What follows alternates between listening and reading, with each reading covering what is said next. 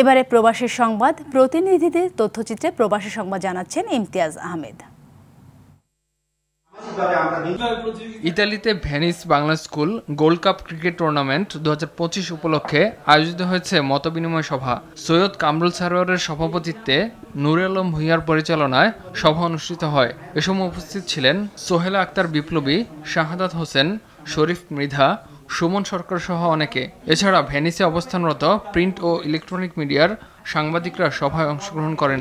এ সময় টুর্নামেন্টের সার্বিক প্রস্তুতি নিয়ে আলোচনা করা হয়। সংযুক্ত আরব আমিরাত প্রবাসী কর্ণফুলী ক্রীড়া পরিষদের উদ্যোগে অনুষ্ঠিত হয়েছে ত্রিদেশীয় ফুটবল টুর্নামেন্ট। শারজাহ তুবান মানামা স্টেডিয়ামে আয়োজিত এই টুর্নামেন্টে অংশ নেয় আরব আমিরাত, কাতার ও ওমানে অবস্থানরত প্রবাসীরা।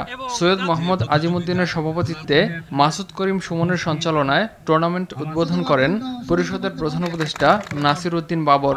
প্রধান অতিথি ছিলেন প্রকৌশলী মোহাম্মদ সালাউদ্দিন।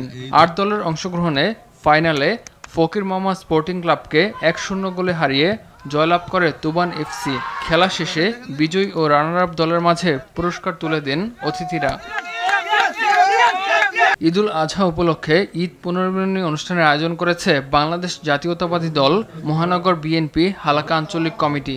অনুষ্ঠানে সভাপতিত্ব করেন সংগঠনের সভাপতি শরকম আলী। যৌথভাবে সঞ্চালনায় ছিলেন কায়নাত হাসান ও বাবুল মিয়া। প্রধান অতিথি ছিলেন সৌদি আরব পশ্চিমাঞ্চল বিএনপির সদস্য সচিব মীর মনিরুজ্জামান তপন। প্রধান বক্তা ছিলেন প্রকৌশলী নুরুল আমিন। উপস্থিত ছিলেন ইলিয়াস আলী, ফয়জুর রহমান, শাহ আলম, বশির আহমেদ সহ অনেকে। ইমতিয়াজ আহমেদ, RTV।